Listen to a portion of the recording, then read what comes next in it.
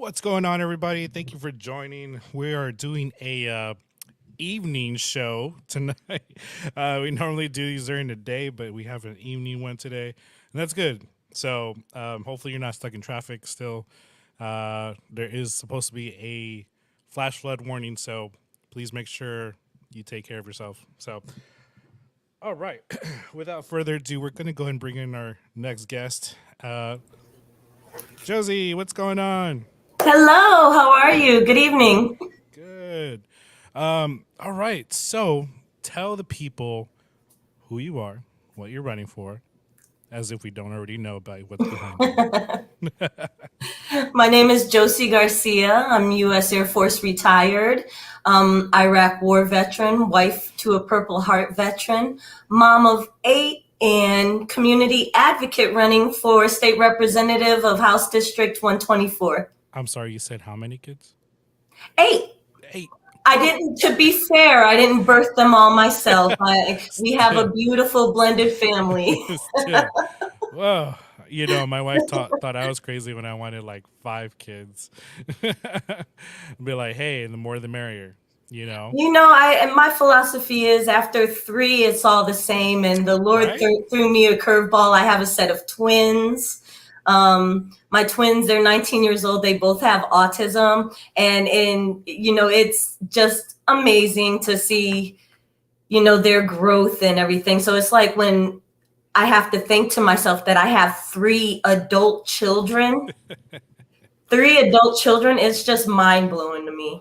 That's crazy. That's crazy. So with that, let's jump into that topic with education. So, what what do you feel like you would like to see accomplished with the education system the way it is right now? Oh, so, I you know know, I one like just went right in. I Hey, know. you know what? Rip the But it's so band-aid. important, and I'm glad because one thing that I know for a fact is while I was block walking, one thing that stuck out to me was a lot of my constituents that I had the pleasure of talking to were retired teachers. What broke my heart was a story of one retired teacher who served 50 years as an educator. She found herself retired, being able to somewhat make ends meet. But then here comes COVID.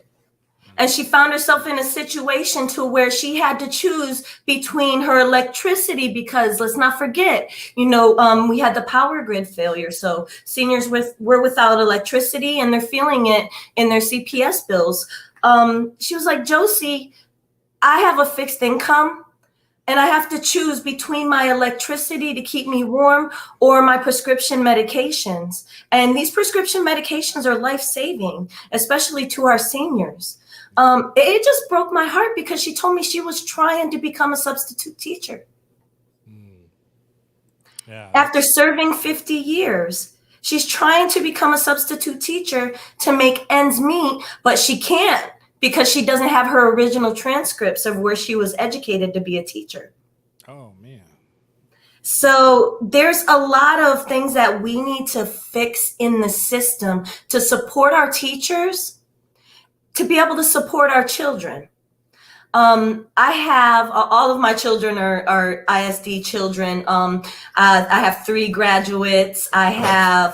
We actually attended Stacy ISD. I bet you don't hear many people who No. attended Stacy ISD. And I'm proud that that's part of my district with Lackland. And one thing that I've learned having my children in the ISDs is that there's a lot that needs to be done. My twins required special attention because of their autism, as I mentioned, which was a beautiful segue into what schools are able to offer children versus what children need. Teachers are often coming out of their own pockets for basic things, supplies, just items that children may not be able to have, because their parents can't afford it. I sit there and I watch some of my teacher friends who spend their own personal money to fund their classrooms, who don't get time off because they have to work so hard. It's hard to have substitute teachers come in and take over for them. They're exhausted. And the amount of care that we're able to give to our special needs children, it's limited because of the resources. And what I would like to see is a more equitable way to be able to give teachers what they need to be able to thrive in their career, as well as to be able to handle the challenges of the classroom now, which is something totally different post-COVID. We need to increase classroom attendance. We need to increase, the pay for teachers. You have to make it be something that they want to do, that they can sustain themselves on. Many teachers aren't able to sustain themselves. They work all through the year only to have to work summertime jobs. And if you know anything about teachers, they're still obligated to their school time during the summer, much less having to take on another job, as well as having to raise families of their own. Right. So there's a lot that I heard on the trail that kind of hit me as a mother who has children there, who has seen the aspect of the special education realm, who has seen teachers want to give so much and give more than they can give and not get the same in return. Right. And Can we say the one of the issues too is the reason why these ISDs are not particularly thriving is because of the requirements they have for testing and all that. Because that's something that I heard is, the teachers are like, I hate the testing requirements, and it kind of ties their hands, and then you start seeing these charter schools as a better option to have your kid have a better education. And so you have no education as a benefit in ISD, no funding. The list goes on, and all of the charter schools are thriving because they're filling that void. So what do we do with that? Like, how do we fix that? well, I think what we need to do is look at processes. One thing that I was fortunate to learn from my experience in the military is process improvement and being able to look at a system and figure out what's wrong.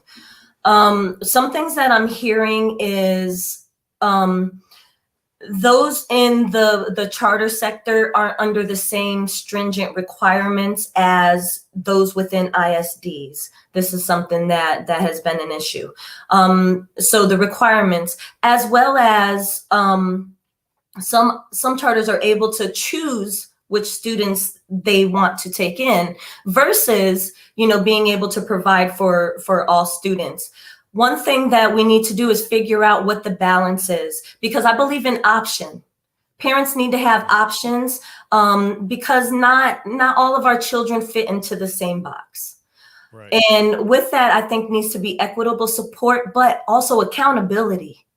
Something that I've been hearing is, especially from my ISD side, is, Josey, the thing is that they're receiving these funds over on the charter side, and we don't know what the effect is. They're not being held accountable to, telling us what the money's spent for. They're not being held accountable to having a board of the public. They get to choose their board as opposed to elections. These are things that I'm hearing that perhaps if we were able to look at the processes being similar on both sides, these will help expand our options. We can't look at this as a ISD versus charter, because what happens in House District 124 is we have both right now.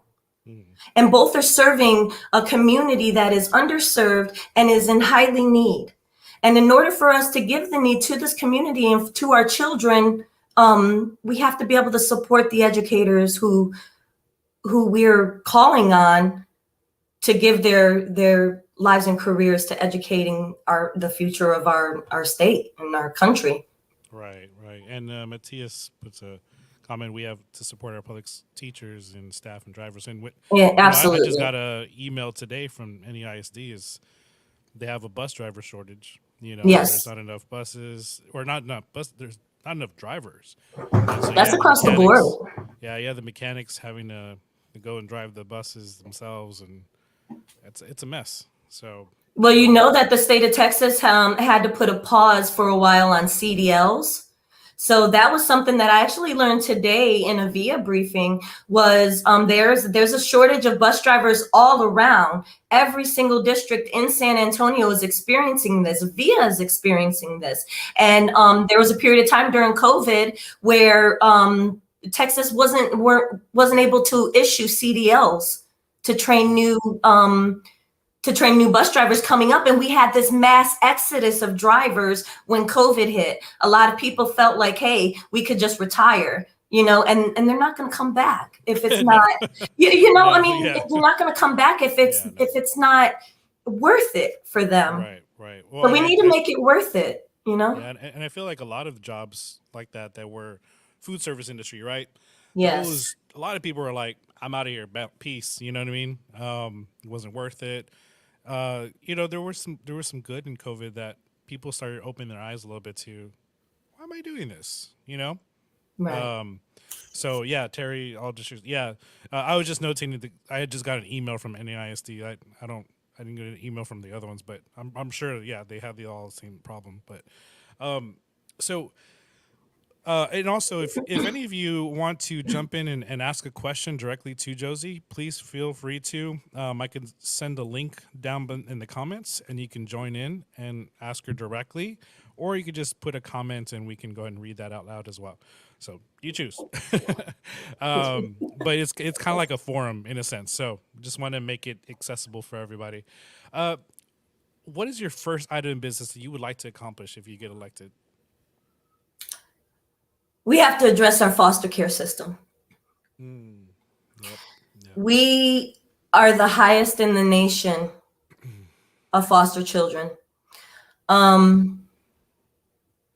We have this national fight for women's rights, and one thing that kept coming to my mind, and the fight isn't about babies.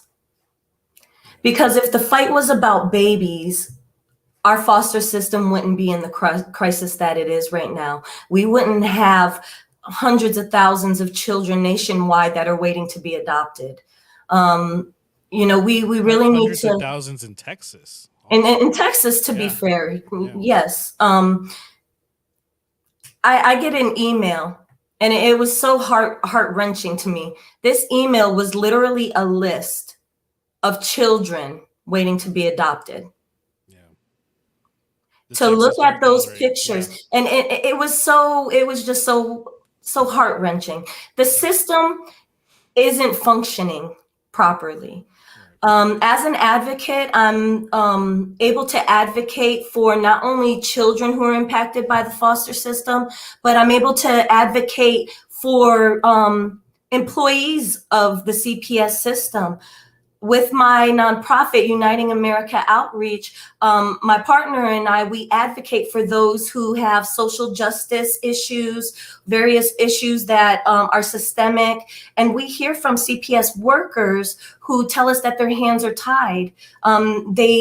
They try so hard to report what's going on and do what's best for a child that's in their stead, but they're not able to because of, the bureaucracy and, the lack of support and the lack of funding and various things. So we definitely need to do a full-fledged deep dive into figuring out how we can make it effective. It's not working right now. Our children are being affected by it.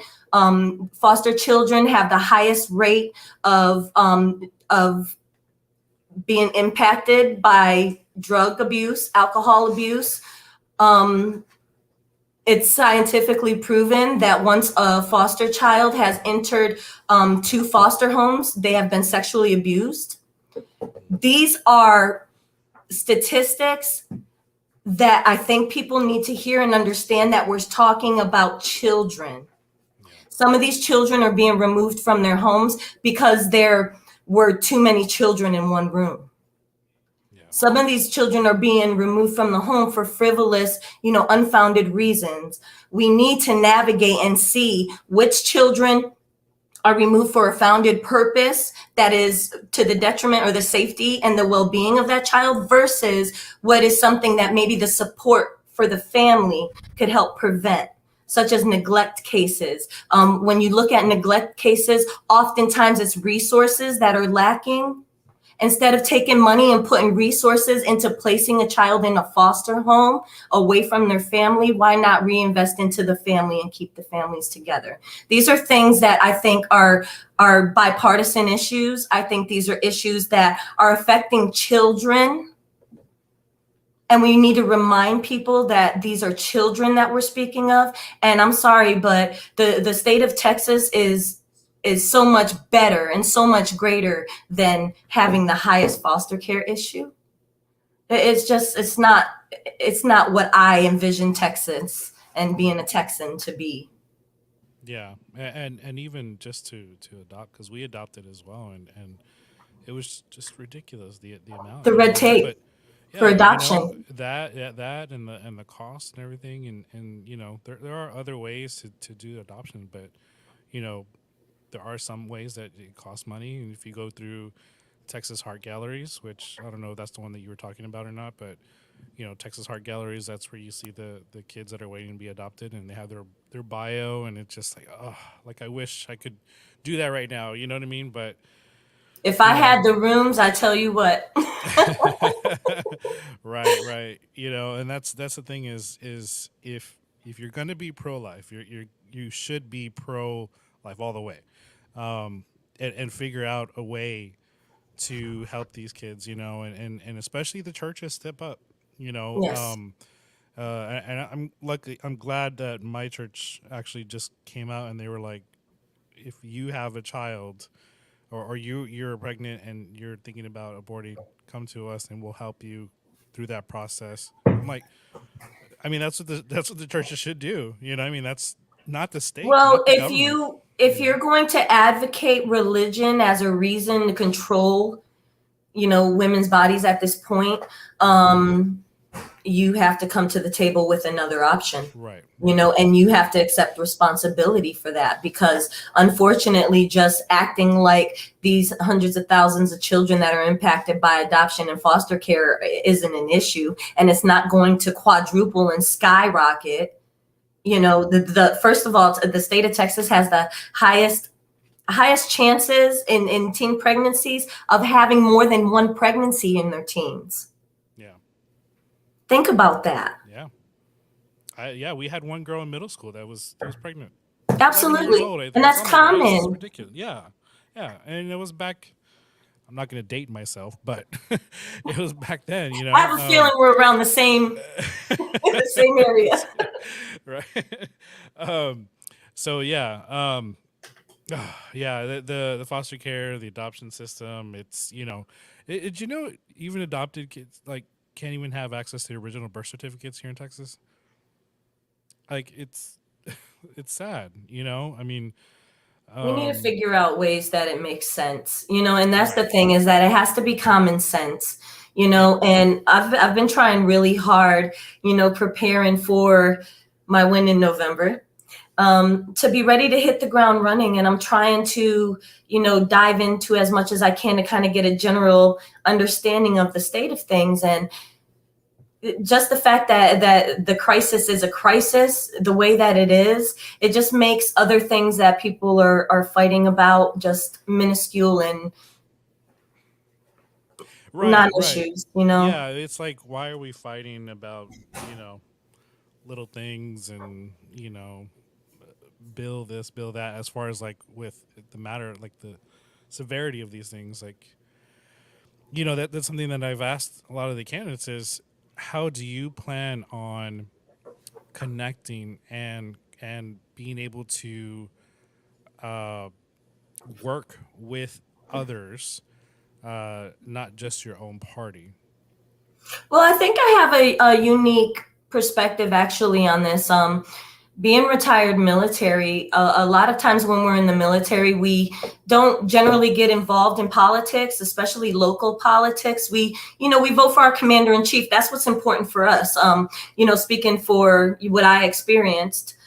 So to find myself in this realm of partisan politics is a little bit foreign for me. It's something that I'm learning to navigate, but I think it's a gift because I don't have biases set that's going to keep me from being able to communicate.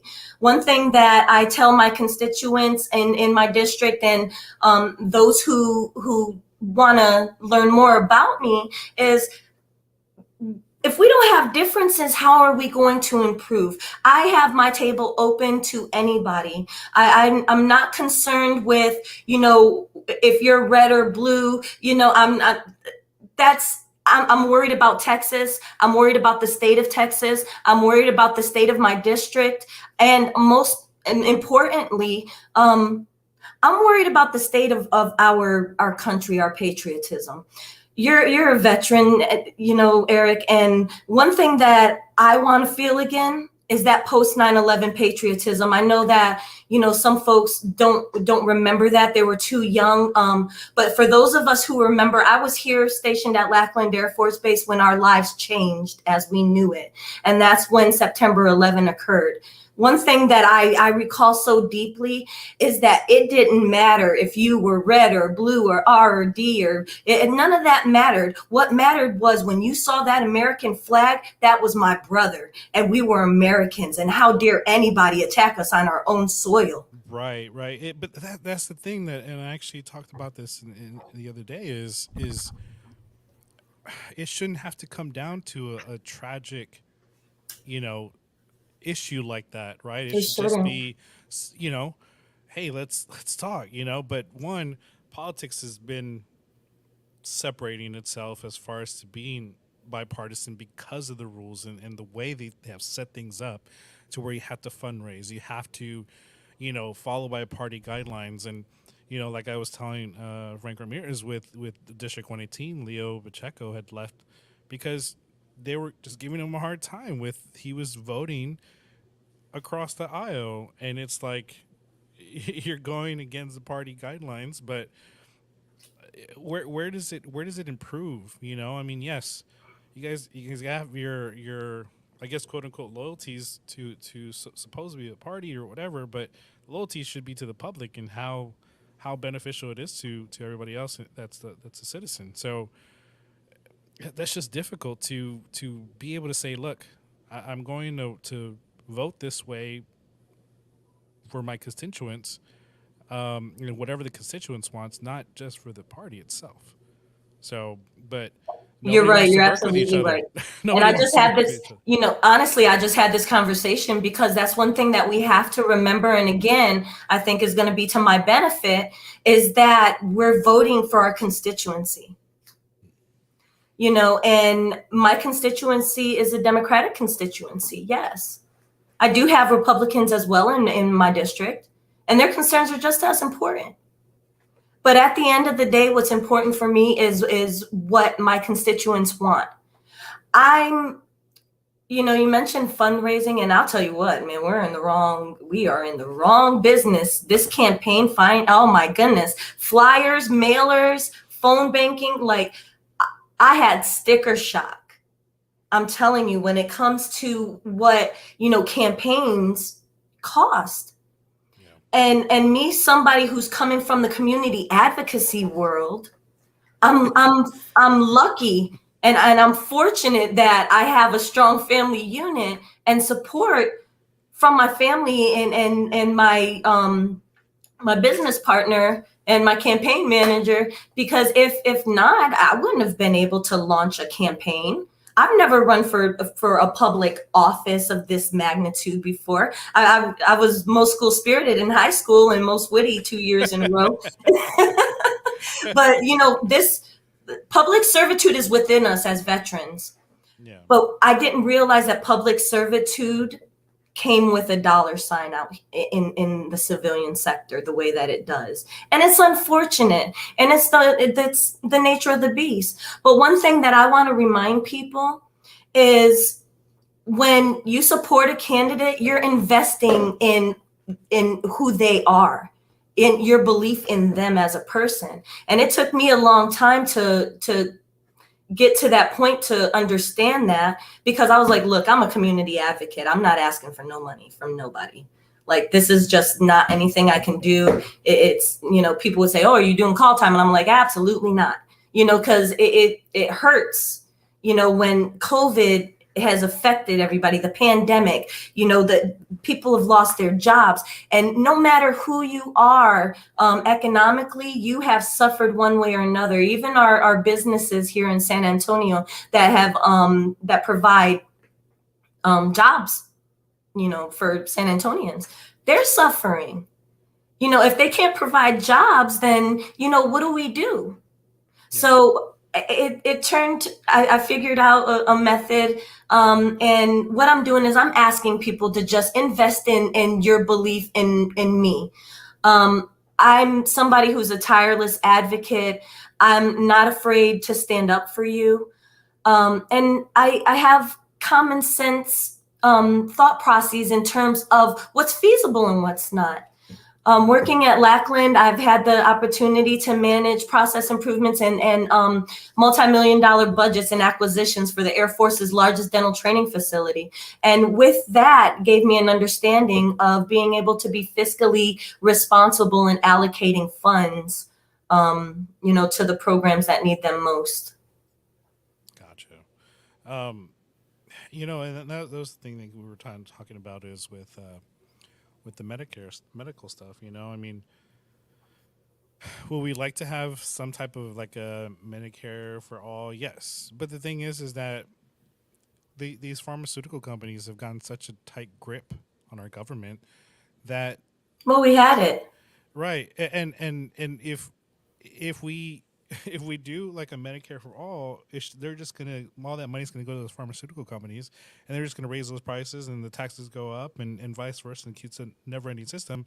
So we need to somehow be able to um, have these people held accountable as well, like these pharmaceutical companies. Well, I You do know? know that legislation was brought forth last year by State Representative James Tallarico. He actually submitted a bill to put a cap on insulin. And it was so heartwarming. If you look at his Instagram, he shared a story. He was affected medically and needed insulin, and himself had to pay out of pocket $600 for life saving medications. He couldn't imagine what it would have been like for somebody who doesn't have $600 at their disposal, much less being able to go and seek the medical attention, anyways. Right. I had an uncle who died from juvenile diabetes, and it was because he was untreated, because the signs went unnoticed and unrecognized. And by the time it was recognized, it was way too late. So these are life saving, medicines that children need, Right. that adults need, that our seniors need. And so seeing legislation like that being brought forth, I think we need more of that, and we need to expand that. Yeah, for sure. you know, it, and it's frustrating because you see there's constant issue after constant issue. It's like you pull something out and there's something else behind it. Pull something out. There's just more and more things that are just constantly there, and it's just like, where do you start? So it's Sorry. just yeah, it's just man, it is frustrating, and I'm sure a lot of voters feel Mhm. frustrated too because there are a lot of empty promises, right? Yeah. We have a lot of candidates that are like, oh, I'm going to do this and this and this, but nothing gets done because we don't have, you don't have a majority, or you don't have full support, or you have people, fighting against each other. So, a lot of times, like we see here, like in a lot of these runoffs or a lot of these races, they're just no voters coming out, 11% maybe, Yeah. for Barrett County, and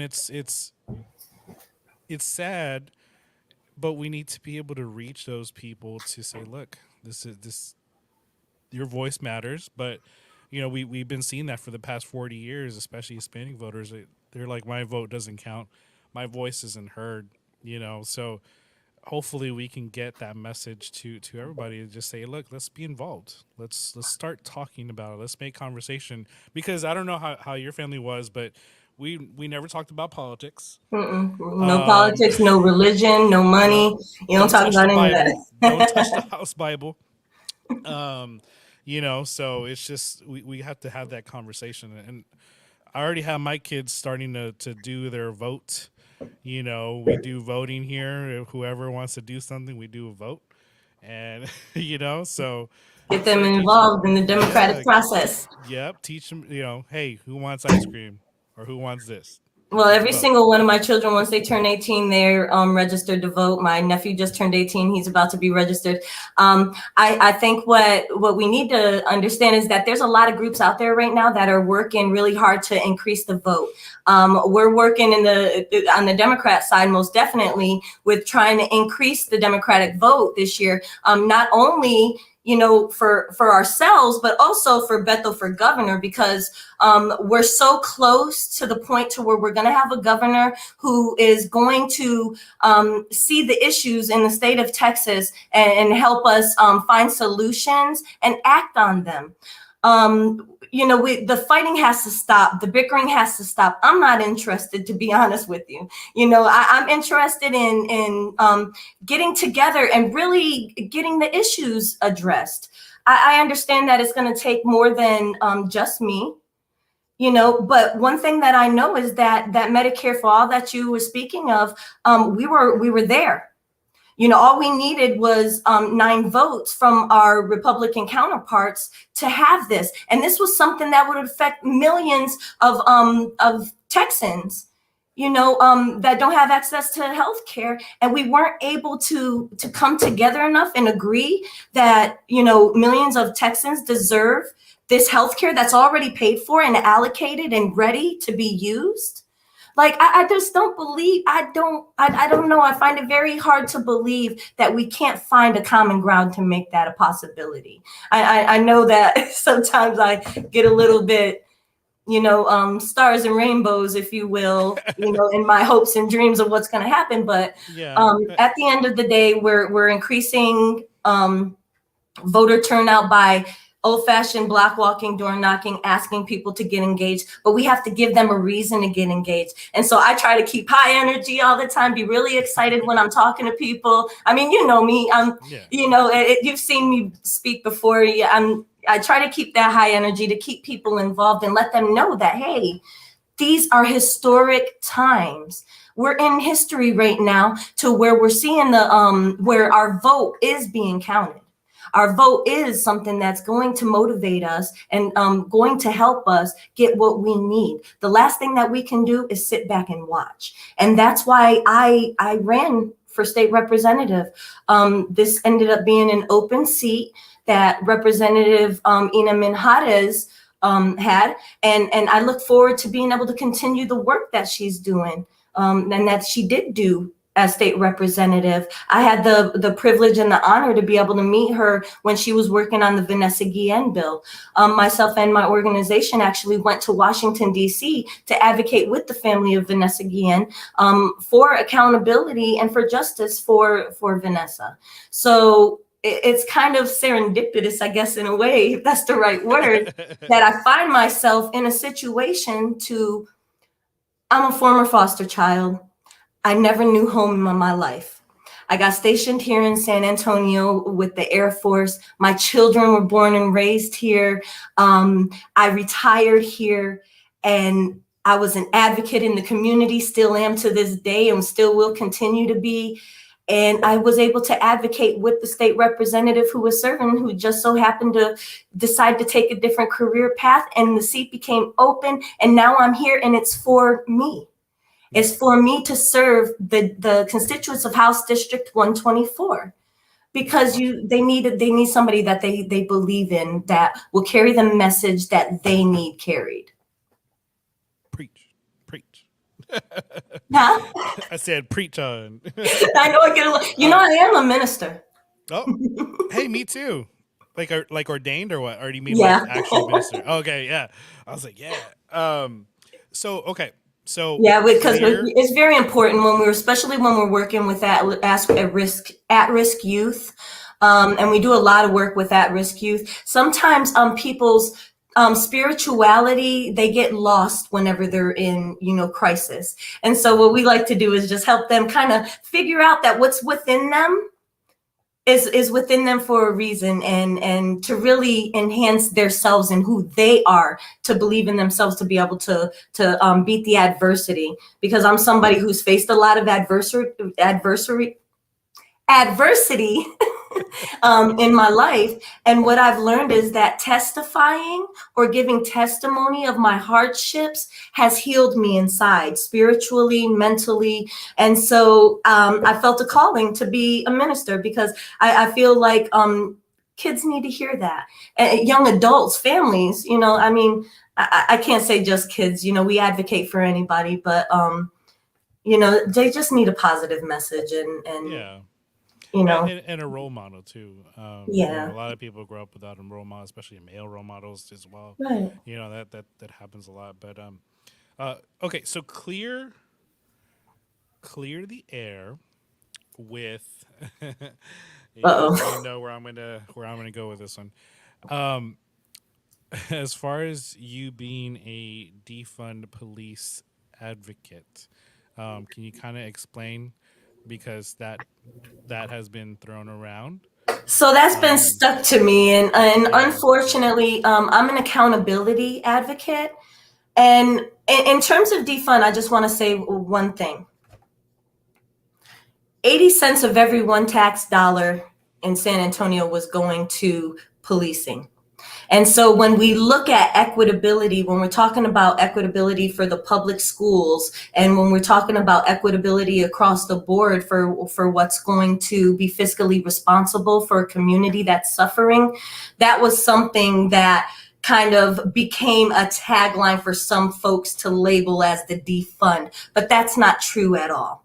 Because what I actually stand for is accountability of those officers who violate their badge.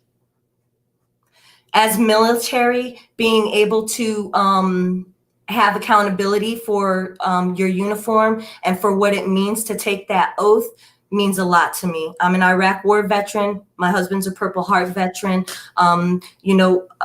Defending and protecting the Constitution of our United States against all enemies, foreign and domestic, that means a lot to us.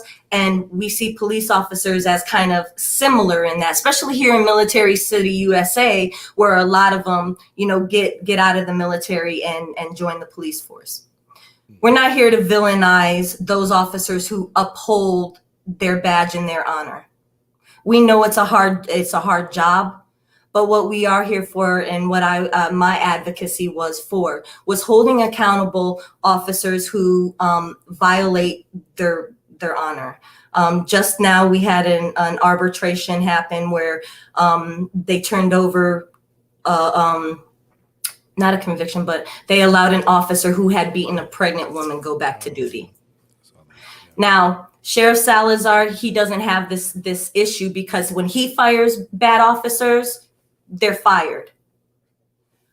But on the opposite side with SAPD, when they fire bad officers, they don't stay fired. So to clear the air on that, that's my stance as far as that goes. I believe in providing resources that's needed for our officers. I believe that they need what they need to be able to perform their jobs effectively.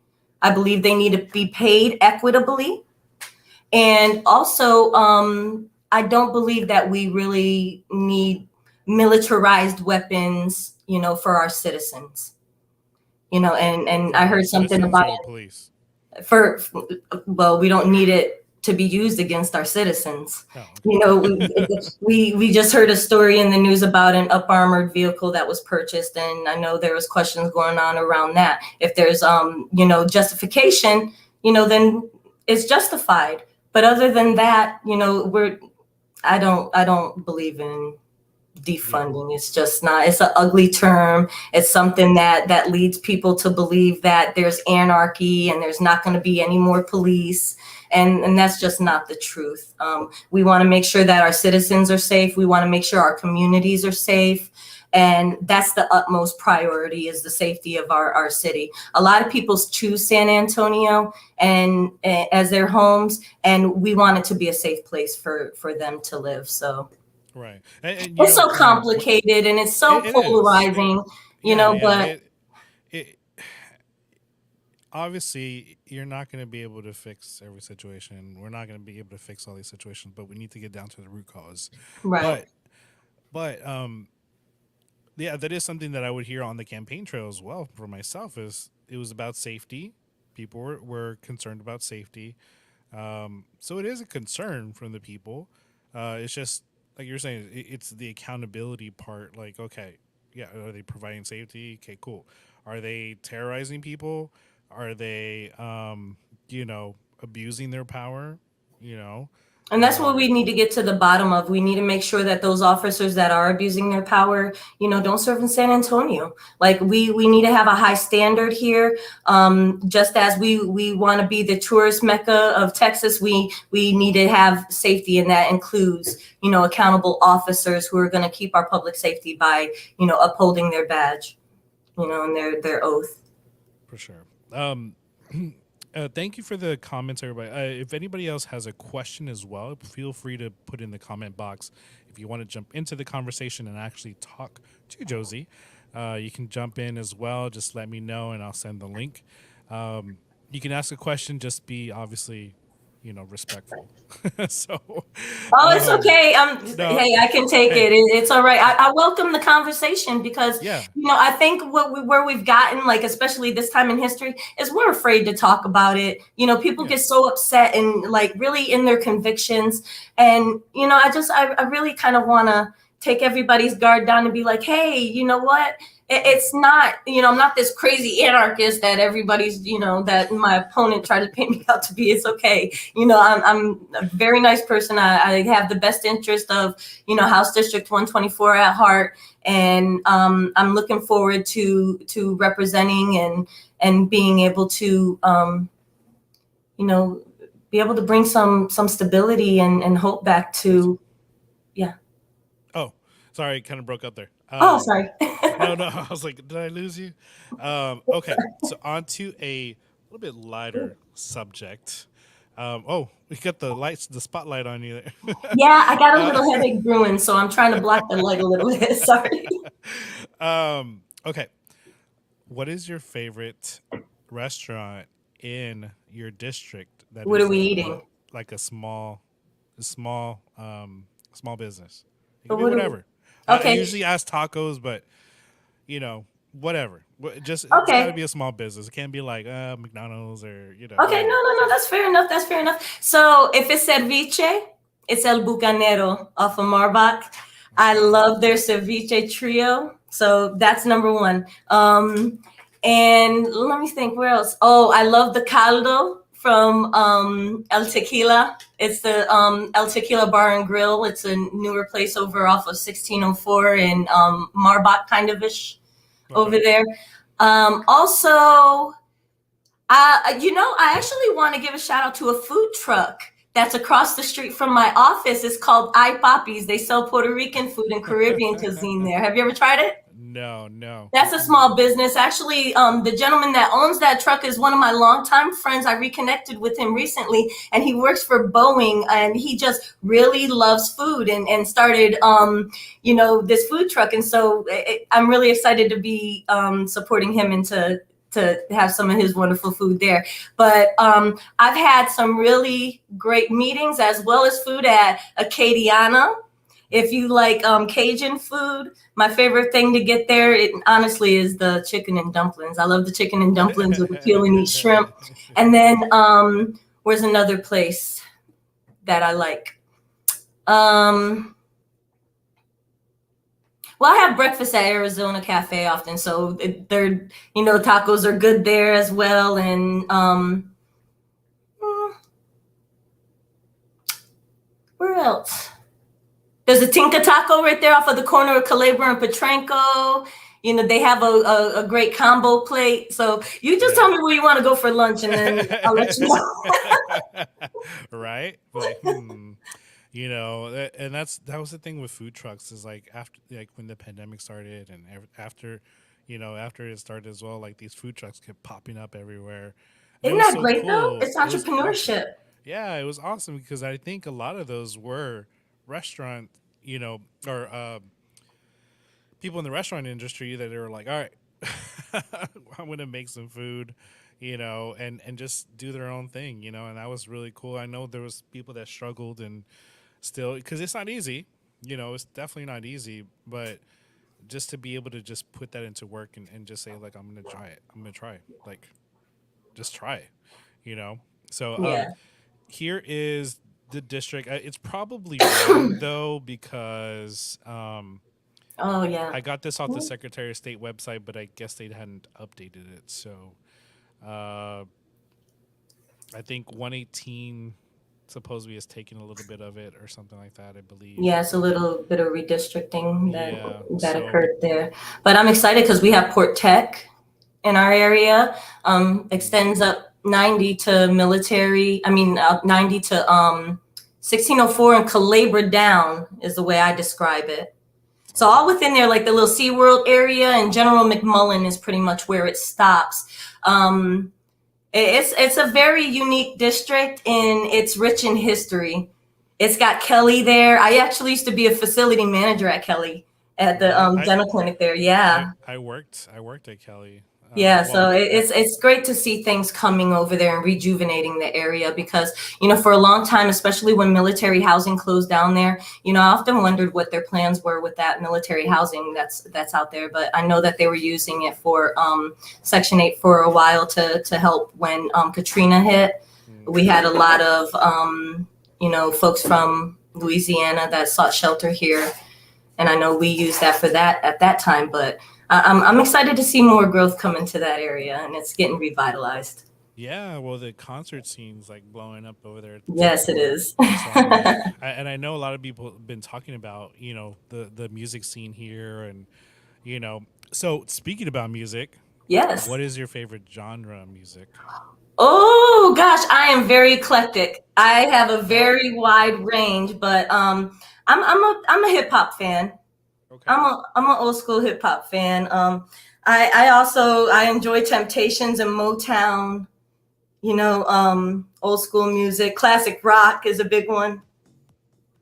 Okay. So, okay, vinyl or streaming? Oh, vinyl, vinyl.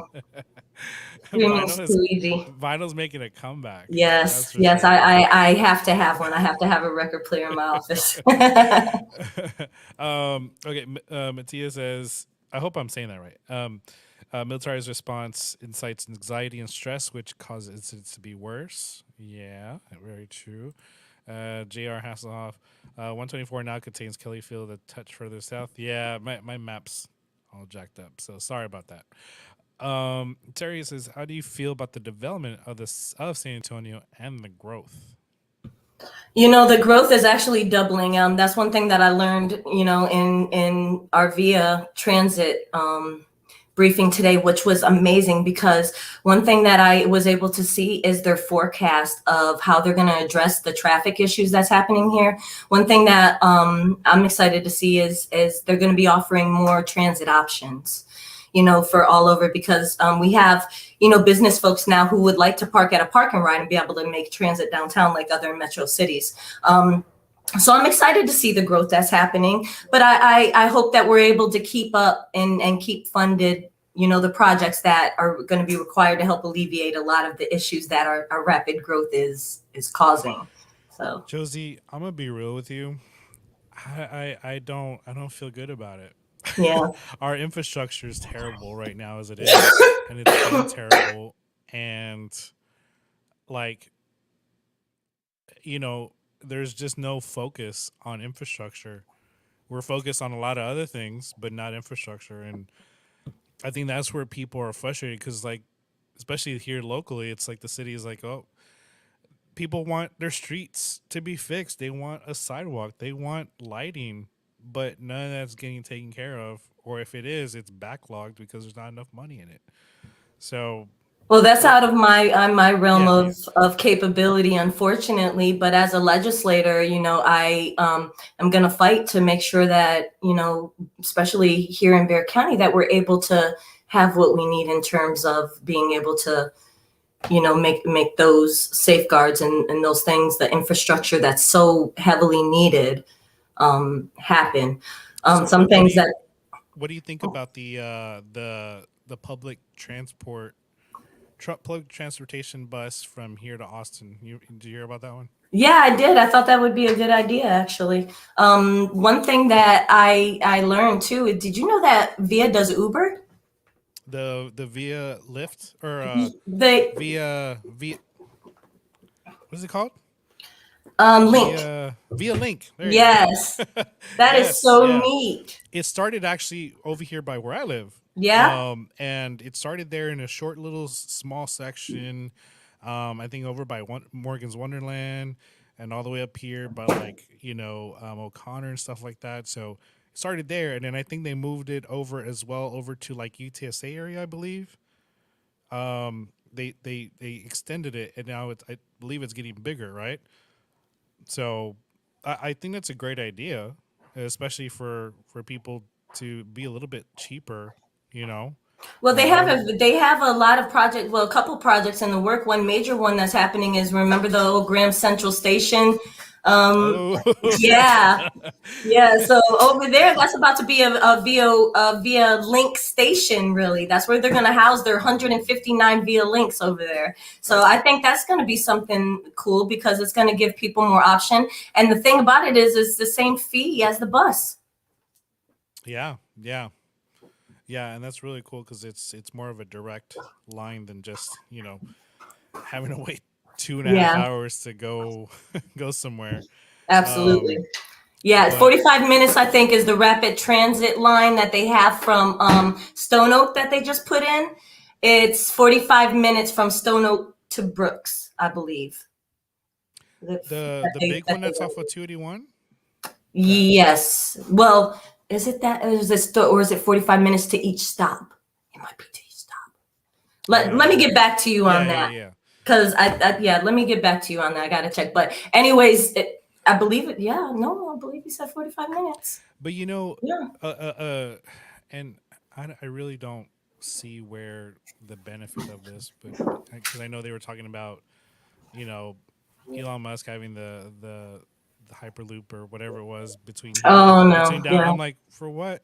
like, No, you yeah, I know, think that was some that maybe worked for someplace else, but not San Antonio right maybe now. Yeah. Austin, Right, maybe Austin, or maybe do that from here to Austin or from here to Dallas. That'd be right. cool. You know what I mean? Because you'll spend like 2 days on a journey on a pilgrimage from here to Dallas, gone 35. So, um, okay. So, what does community mean to you?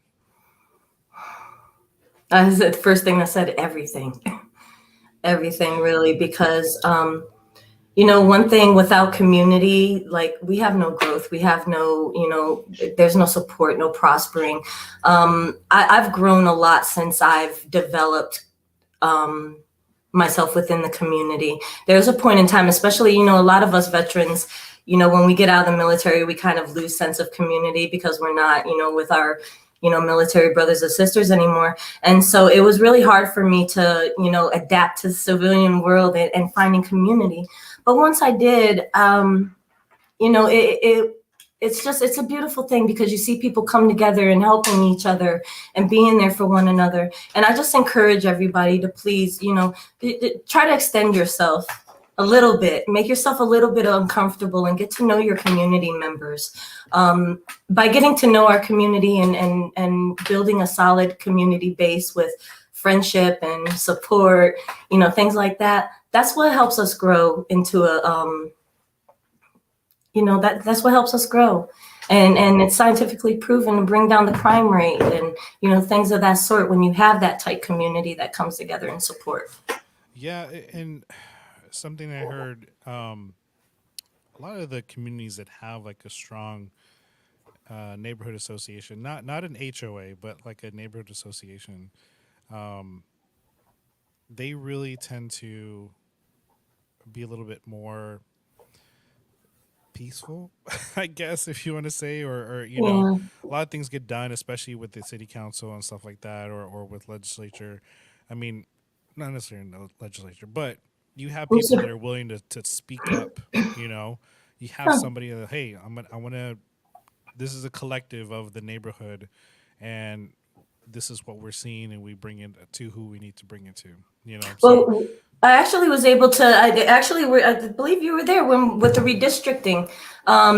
We saw community come together in support of advocating for redistricting lines, and so that community involvement has been critical. And for me, I believe to be a good legislator or a public servant in general is you need those organizations that are about getting the work done and bringing the issues to those who can answer the questions and resolve them.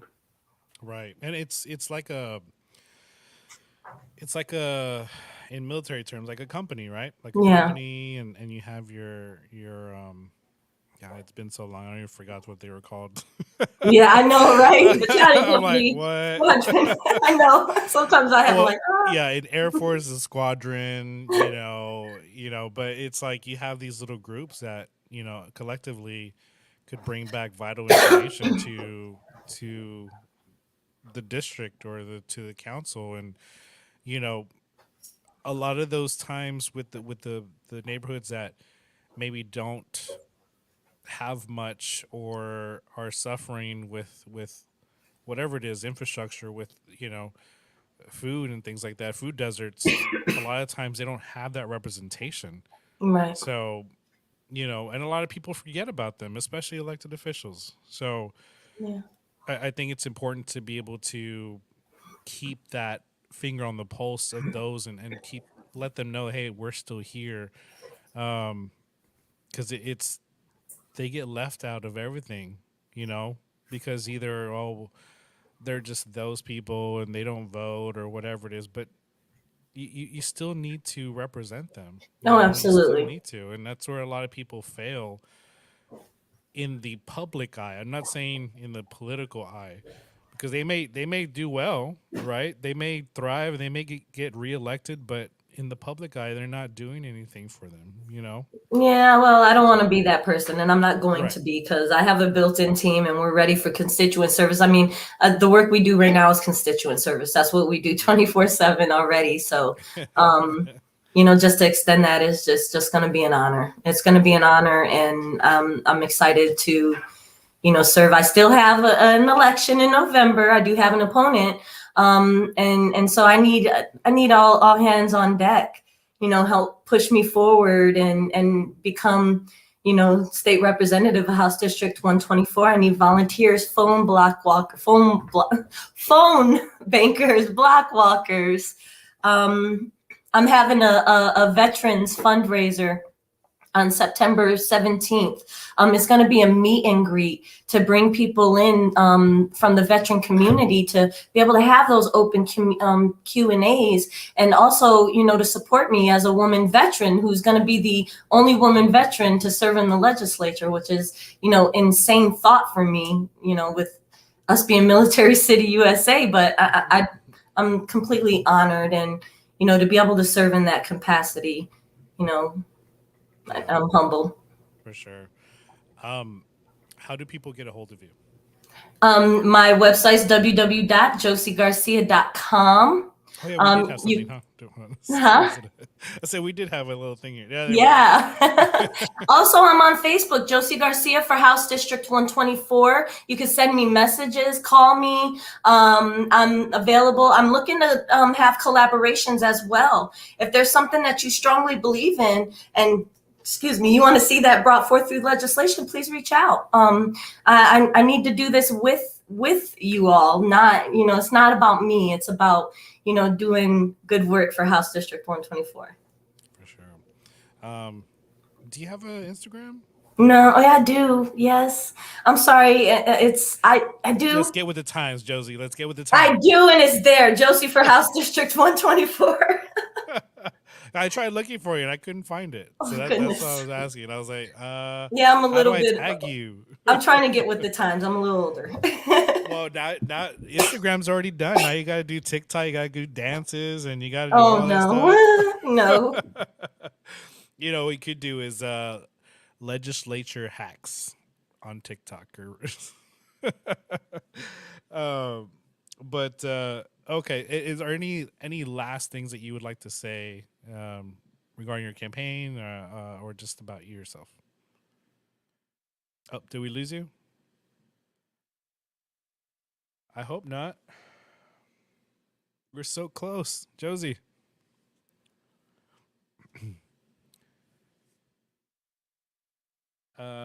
Josie, are you there? Uh oh. I hope we didn't lose her. Um. Well, hopefully we didn't lose her. Josie, I can't hear you. Here, hold on. See you mute. Josie. Okay. I don't know what happened. Uh, maybe she'll be back. So we'll just kind of wait a little bit. If anybody has a question, please feel free to put a comment in the comment section. If you want to ask a question directly, you can as well. But we're pretty much going to wrap it up here, unless she comes back. But first, we do want to thank everybody for joining, for watching, and for staying engaged. Because really, at the end of the day, these people are going to affect your daily life, right? So it's something that we want to make sure we take advantage of, to be able to ask these questions, find out some more about these people, about the candidates, because at the end of the day, they are just people. So they're nobody better than all of us or anything like that. It's just we're all just trying to get something done and something accomplished. So hopefully you guys learned something from Josie, and hopefully you can learn something from all the other candidates as well that we have talked to as well. So because we want to make sure that you guys are informed from a completely unbiased position, because we want to make sure that we're talking from a completely nonpartisan point of view, regardless of whether you're Republican, Democrat, Libertarian, Green Party, Independent. But yes, I mean, definitely make sure we stay in touch with who we're talking to and who we're, what's going on in the political spectrum. Even though it might be a little boring, hopefully it's not too boring. If you guys have any ideas to make it not boring, shoot me a message. I don't mind hearing it. I do not mind hearing some suggestions, things like that. I want to be able to have you guys stay entertained, but yet also learn some stuff. So, but yeah, I think Josie is going. Her phone cut out, so we will end that interview with that one with Josie. So, but if you have any questions, visit her website, send her a message. But thank you guys for joining Alamo City Agenda, your San Antonio nonpartisan political podcast. Say that 3 times fast. So thank you guys for joining. We appreciate it. We thank you for hanging out with us and asking some questions. So thank you. Appreciate it, guys.